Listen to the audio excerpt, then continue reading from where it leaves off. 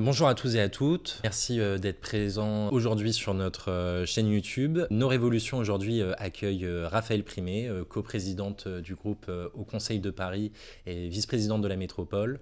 Lors de ce court entretien, on reviendra sur son expérience lors de la flottille, les conditions de son arraisonnement et de sa détention, son retour en France, et on aura aussi également un échange à propos du congrès, du débat qui réunit les communistes ces prochaines semaines. Salut Raphaël, comment ça va?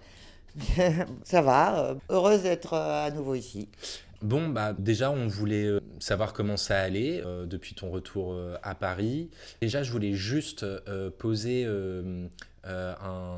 faire un petit retour concernant notre collaboration, nos révolutions avec toi, juste pour remettre l'idée que depuis notre création à nos révolutions, on essaye modestement de documenter et de médiatiser celles et ceux qui se contentent pas de commenter l'actualité et le monde, mais qui cherchent réellement à le transformer.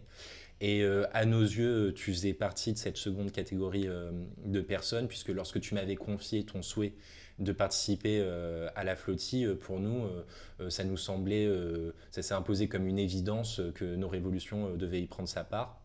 Et puis finalement, la suite nous a donné raison, puisque on s'est rendu compte à quel point notre travail il avait été déterminant, puisque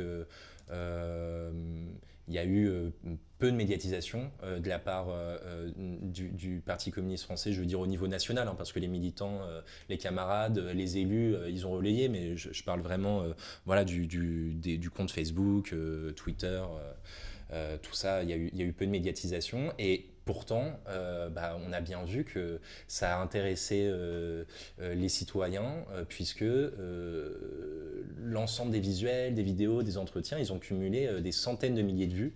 Alors que bon, on est un petit média, on s'est créé il y a finalement peu de temps. Donc ça montre bien à quel point ton départ, il a suscité un énorme intérêt, au-delà même des cercles militants. Que les gens ils ont une réelle curiosité par rapport à ce type d'action et puis qu'ils le soutiennent réellement. Et puis ça aussi, selon nous, ça montre à quel point les communistes ils veulent aussi renouer avec une certaine forme d'internationalisme, avec des actions concrètes. Bref, une fois cela dit, moi je voulais savoir comment ça allait, si tu pouvais nous faire un retour, un retour d'expérience de comment s'est passé cet arraisonnement qui était assez violent.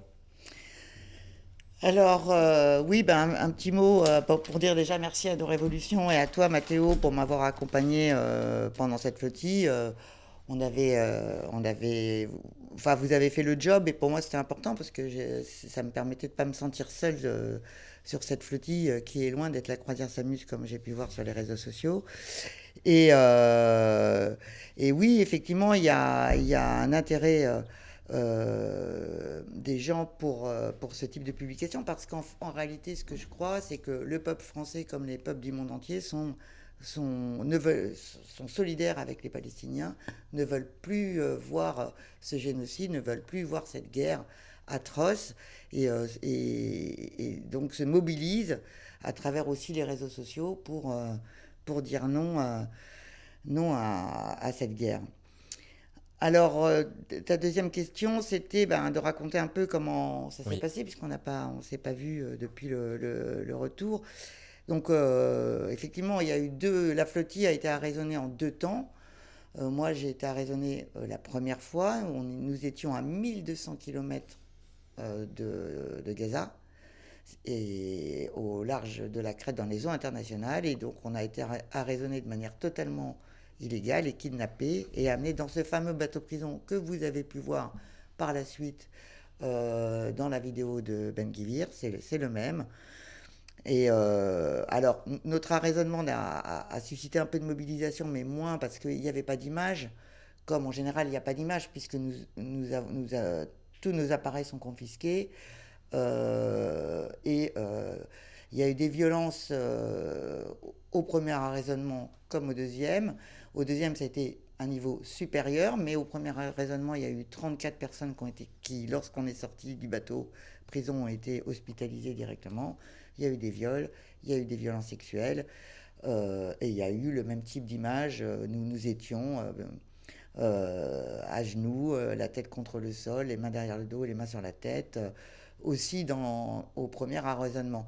Et le deuxième, il y a eu donc 400 personnes. Ça a été... Qui a eu lieu là, il y a 2 semaines. Ouais, le 21 mai.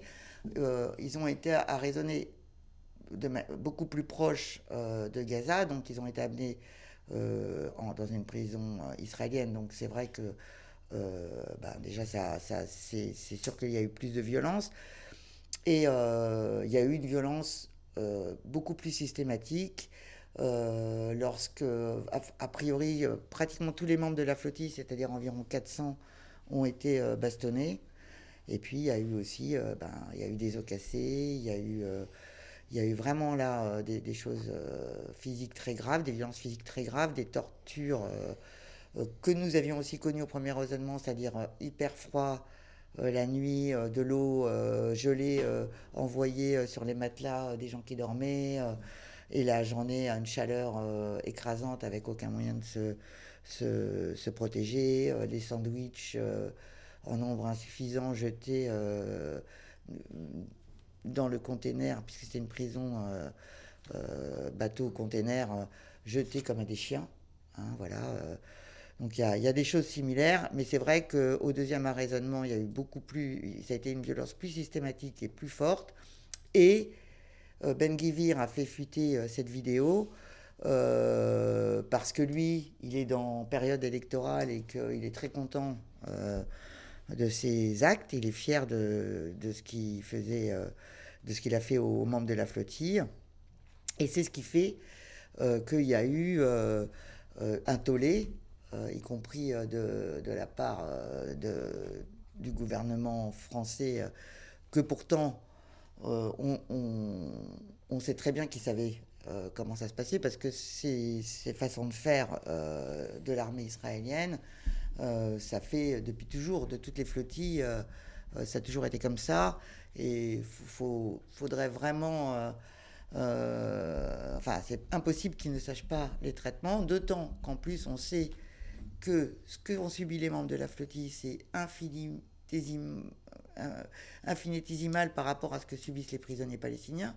Et les tortures sont documentées pour les prisonniers palestiniens, puisque il y a eu le rapport de Francesca Albanese, mais il y a eu plein d'autres choses, notamment par exemple le Palestinien qui s'est fait violer par des chiens, dont la vidéo a fuité c'est une membre de l'armée qui l'a fait fuiter. Et ce qui a conduit à inscrire Israël dans la liste noire des pays qui commettent donc, que Jean-Noël Barrot et Sébastien Lecornu découvrent, on y croit quand même assez peu.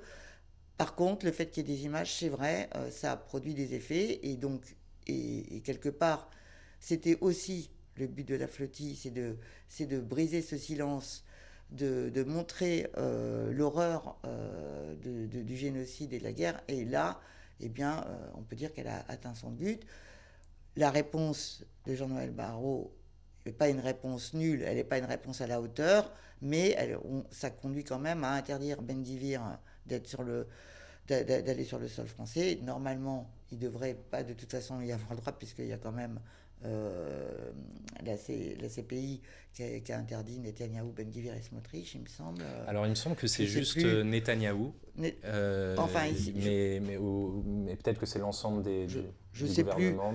Mais enfin, en tout cas, il y a une certaine hypocrisie à dire Ben-Gvir interdit sur notre sol et Netanyahou peut continuer à survoler la France, alors qu'on sait très bien que d'abord ils sont dans le même gouvernement, et que c'est pas Ben-Gvir qui a annoncé hier qu'il allait annexer 70% de Gaza, c'est bien Benjamin Netanyahou. Mais bon, ça les a forcés à une réaction, et c'était aussi un début de la flottille. Et puis il y a la saisie en justice. Bon, nous, la France Global Soumoud n'a pas souhaité rencontrer les ministres pour toutes ces raisons, mais il va y avoir, nous, des saisies juridiques de la part de la flottille, et puis on verra ce que fait réellement le gouvernement avec la justice. Ouais. Mais en tout cas, voilà. Moi, je voulais juste revenir quand vous êtes fait arraisonner pour que nos auditeurs et auditrices connaissent un peu le contexte, on avait échangé tous les deux par WhatsApp parce qu'on avait entendu qu'il y avait des rumeurs d'un possible arraisonnement le jour où c'est arrivé, mais ça nous semblait... on avait hésité à faire une vidéo, à faire des visuels là-dessus pour médiatiser ce possible arraisonnement, et puis on s'est dit non mais c'est impossible, vous aviez même pas dépassé la Grèce quoi.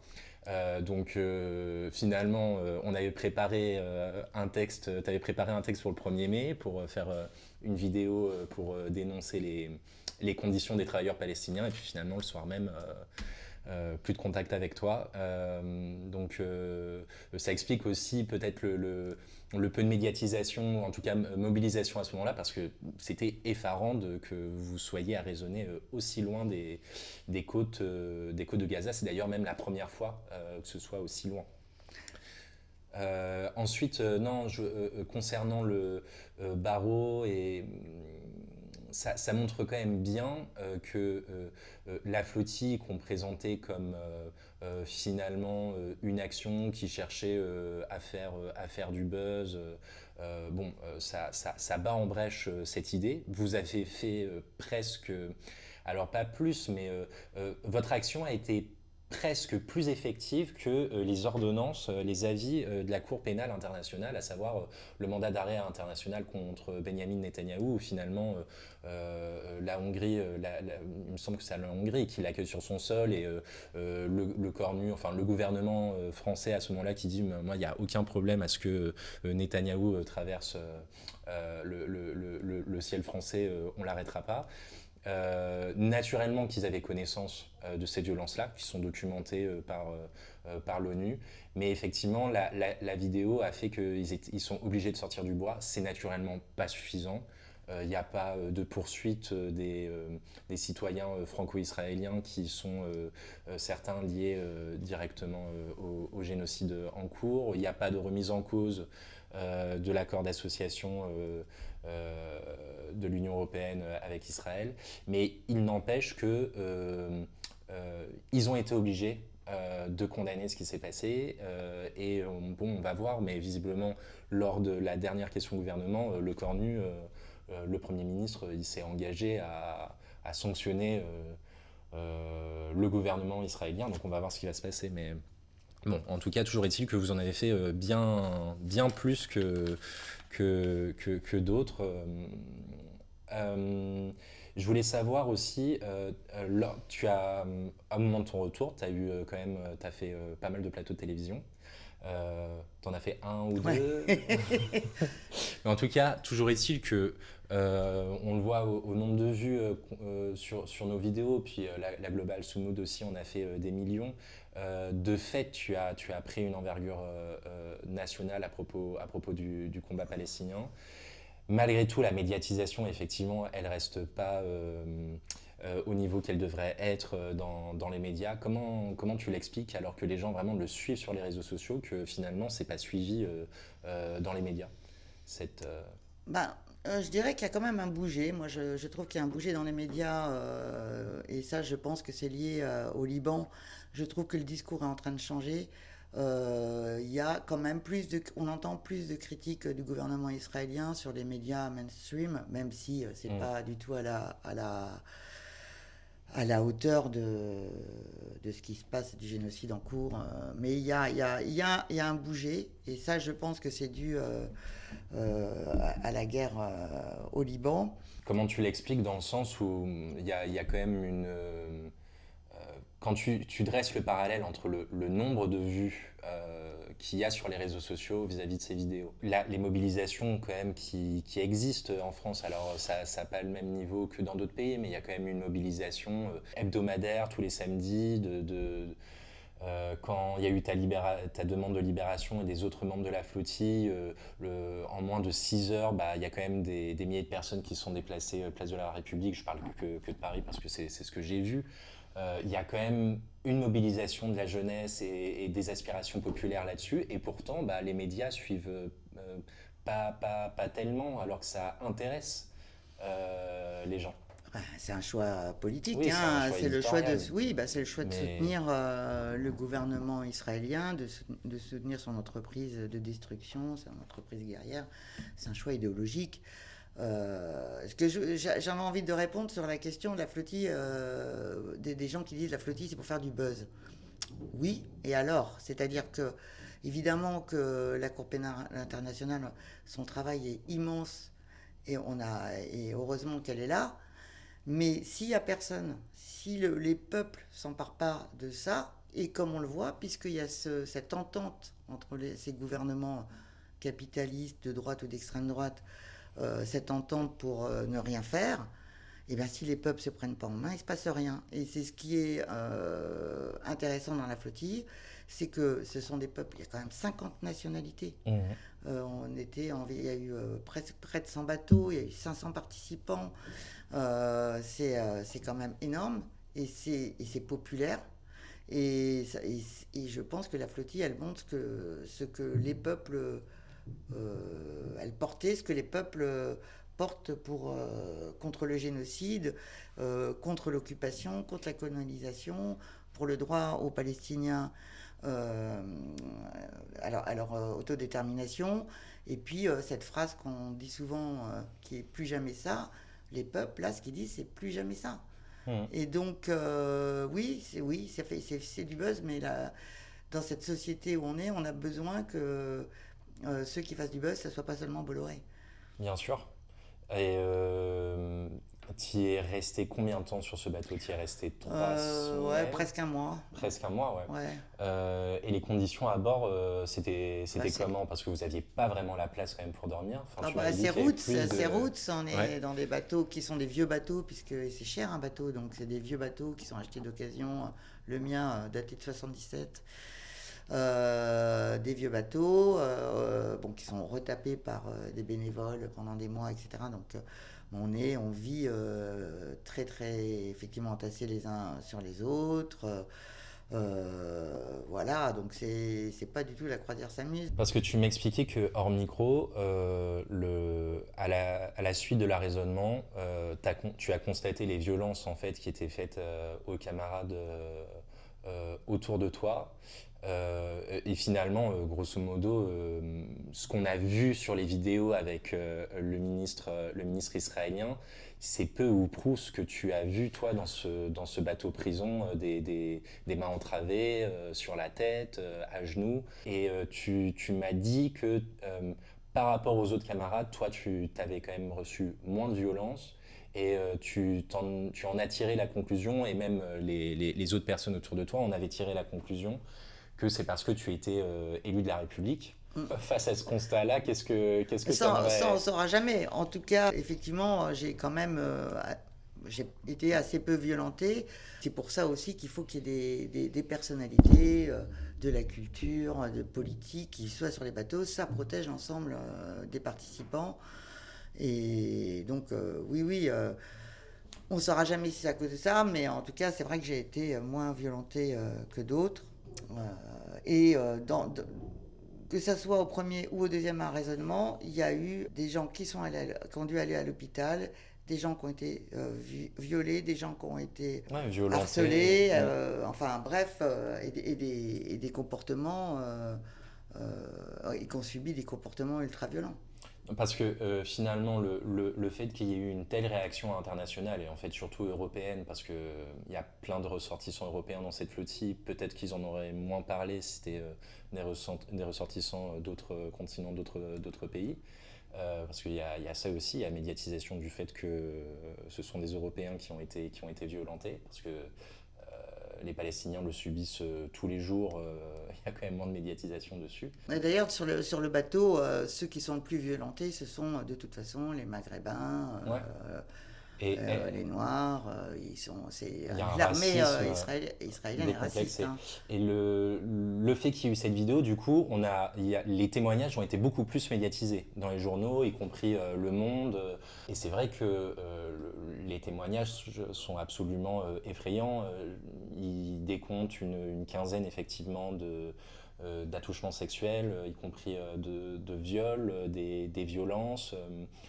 On se rend compte en fait de l'engagement que tu as pris en montant aussi sur ce bateau et à quel point aussi les personnes, tous les camarades qui sont montés sur ces bateaux, en fait, on met en fait ont mis leur intégrité physique en jeu dans cette action. C'est un engagement très fort auquel on est préparé puisque Oui. on a à peu près une semaine de formation avant de prendre le bateau et on ne peut pas prendre le bateau sans avoir fait cette formation. Cette formation, elle te sert à apprendre d'abord comment ça va se passer. Mhm. Et je pense que ça t'aide aussi à te rendre compte. Il y a des gens qui, à l'issue de la formation, ne partent pas quand ils comprennent ce qui peut leur arriver. Il y a des mises en situation, des simulations. Certains, moi j'en ai vu qui ont décidé de ne plus partir après la formation, quand ils ont vraiment vu réellement ce qui pouvait leur arriver.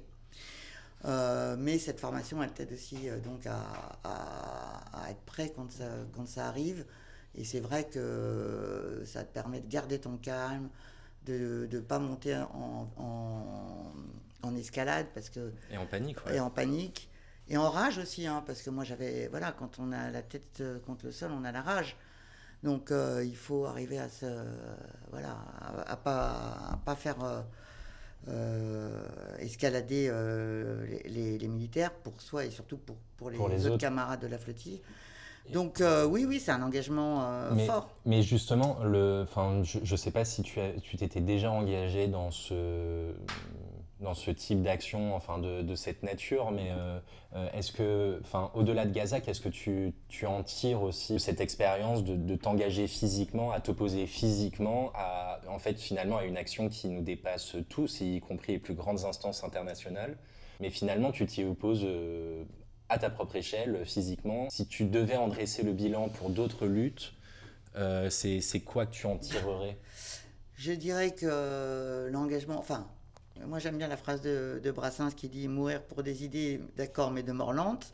Un monde où défendre ses idées te fait prendre des dangers pour ta vie, il y a quelque chose qui ne va pas. Donc, parfois, il faut le faire, mais c'est pas... Enfin, il faudrait éviter d'en arriver là, en fait.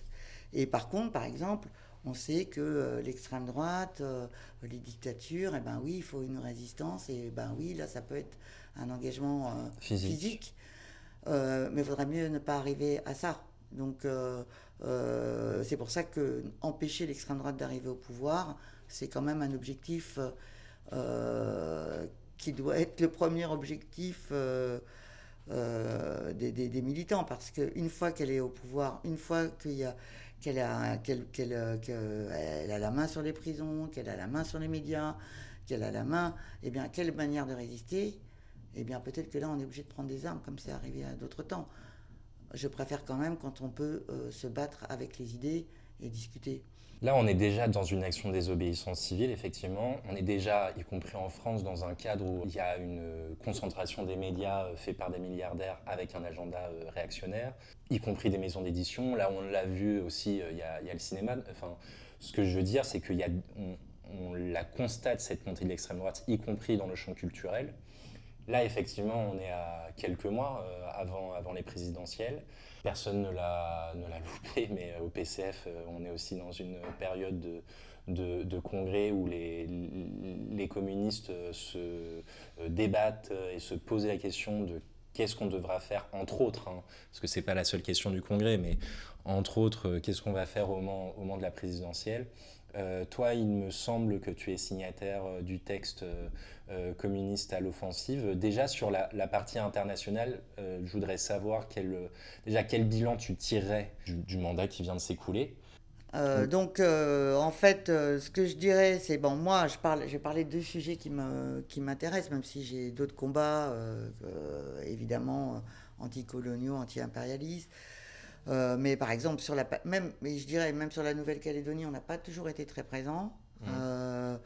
Heureusement qu'on a nos députés et notre sénateur aussi. Et notre sénateur qui sont là.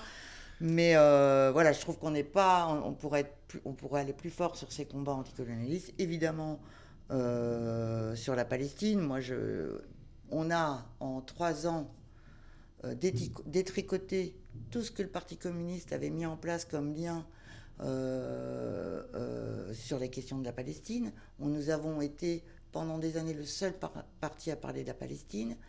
Et aujourd'hui, on se retrouve marginalisé du combat parce que on a changé de doctrine. On n'a pas voulu dire les mots.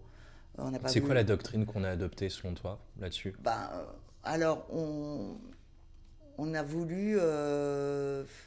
En fait, justement, c'est ça le problème, c'est que c'est pas clair. Il y a aussi la volonté de vouloir toujours être à contre-pied de la France insoumise, quoi qu'il arrive, y compris à dire des choses sur lesquelles, pourtant, qu'on partage avec eux. Historiquement, nous sommes Évidemment, d'accord. nous, Ouais. on a toujours condamné le 7 octobre, et je partage. Mais par contre, être frileux sur l'emploi du mot génocide, alors que la Cour pénale internationale le dit, c'est incompréhensible. Être frileux pour la participation aux manifestations, parce qu'on a peur, on en avait déjà discuté, de se faire taxer d'antisémite. Enfin, on marche sur la tête.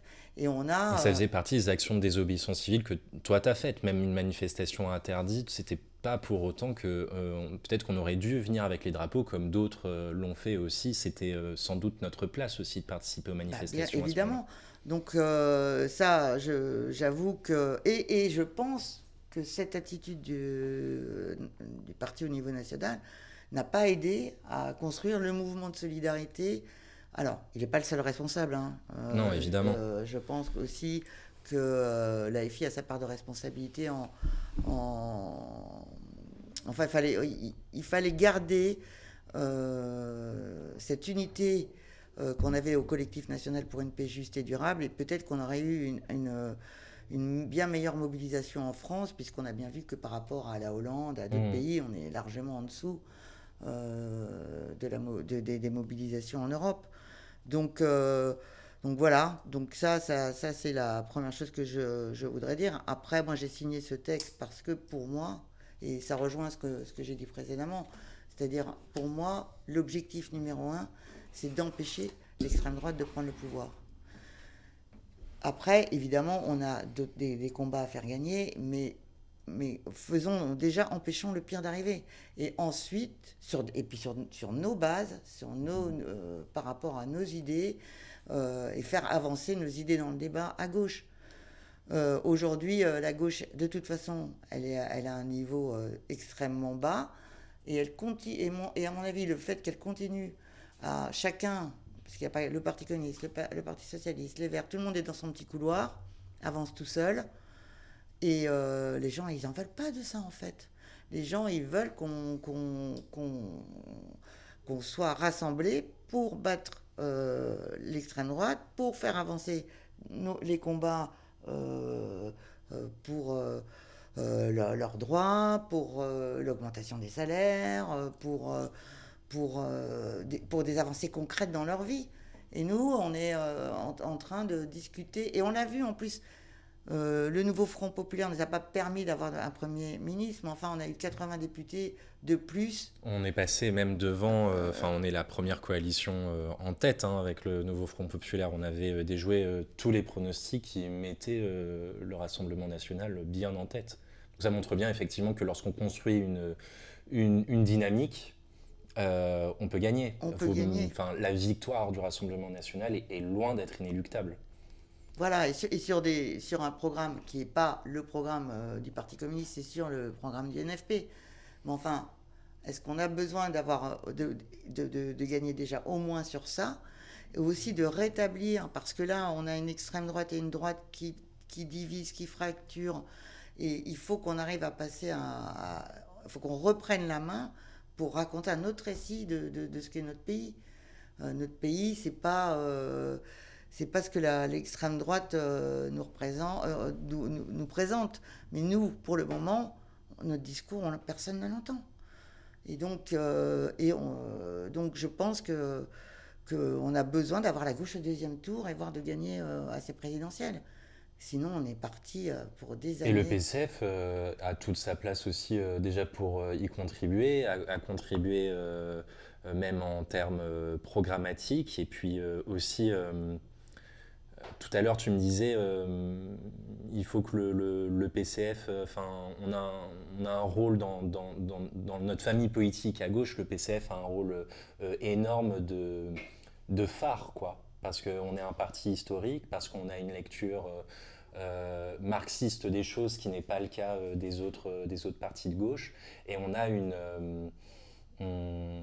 une grande importance dans le débat d'idées, mais à force de vouloir se singulariser et puis finalement presque in fine s'isoler.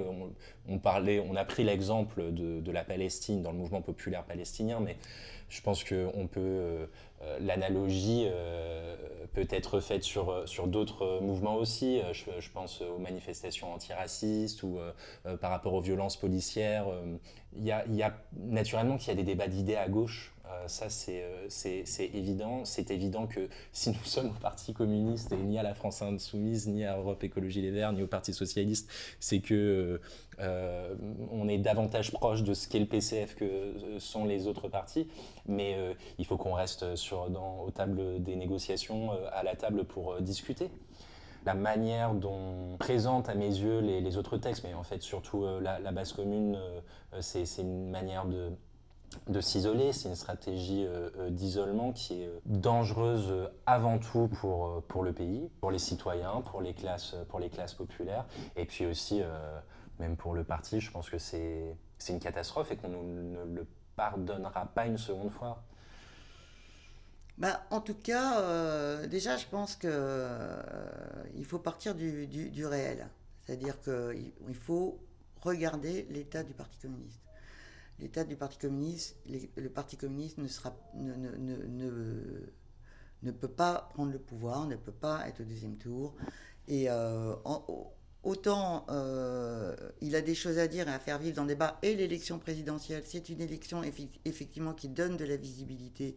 Et c'est pour ça qu'en 2018, moi j'ai fait partie des gens qui pensaient qu'il fallait avait été absent pendant 3 ans de l'élection présidentielle. Mmh. On était dans un moment peut-être qui n'était pas le même politiquement, c'est-à-dire que l'extrême droite n'était pas au niveau où elle est maintenant, et il n'y avait pas le danger de l'union des droites aussi fortement que maintenant. Et à ce moment-là, moi j'ai pensé qu'il fallait qu'on ait un candidat. Aujourd'hui, je ne vois pas ce que nous apporterait le fait d'avoir un candidat, si ce n'est effectivement de faire perdre un éventuel candidat de gauche, enfin qu'il n'y ait pas à nouveau pas de candidat de gauche au deuxième tour, et surtout nous derrière les législatives, parce que nous on est contre l'élection présidentielle. C'est une élection que le Parti communiste n'aime pas et qui nous le rend bien, on va dire. Et on est pour une 6ème République. Nous, on est toujours pour une 6ème République. Et on donne beaucoup plus d'importance aux législatives. Au Parlement, oui. Et au Parlement. Donc, moi, je ne comprends pas que la gauche... Et je pense que le Parti communiste n'est pas le seul responsable de cette situation, mais en tout cas, il peut en tirer des conclusions pour lui-même. Comment on fait pour gagner le maximum de députés de gauche et le maximum de députés communistes à l'Assemblée législative après l'élection présidentielle? Il est évident que s'il n'y a pas de gauche au deuxième tour, il risque de se passer un peu la même chose Enfin, il n'y aura pas de dynamique pour des candidatures de gauche aux législatives. Donc, Parce que c'est vrai que la critique est souvent faite au texte que tu soutiens, ou que je soutiens moi aussi, hein, communiste à l'offensive, c'est le risque d'effacement du PCF, de s'engager finalement dans une démarche unitaire. Je trouve que c'est un contresens effectivement total, parce que comme ce que tu viens de dire, à partir du moment où on ne s'inscrit pas dans un pacte législatif suffisamment tôt, pas au moment où on sera désespéré, comme ça a été le cas finalement au moment du nouveau Front populaire. Je ne sais plus combien de circonscriptions on nous avait finalement donné, qu'on avait pu négocier, mais c'était une 50aine, très peu de gagnables. Si on construit un accord législatif suffisamment tôt, qu'on discute suffisamment tôt avec les forces de gauche en présence, c'est là aussi où programmatiquement nos idées vont être davantage mises en avant, et puis effectivement qu'on va avoir des élus et des porte-voix de la parole communiste, quoi. Et qui pourront mener le combat idéologique, comme Bien par sûr. exemple Fabien l'a fait sur les cadeaux aux entreprises. Et par contre, de faire 1,8, 2,5 ou même 3 à la présidentielle et derrière à se retrouver avec 4 députés, on passe 5 ans de... Enfin, on n'a plus de moyens pour... on n'a plus de voix pendant 5 ans. Alors c'est sûr, on nous aura entendus pendant le temps de la campagne présidentielle, mais quid d'après? Donc ça, même d'un point de vue, je dirais, boutiquier, moi je pense que c'est pas intéressant.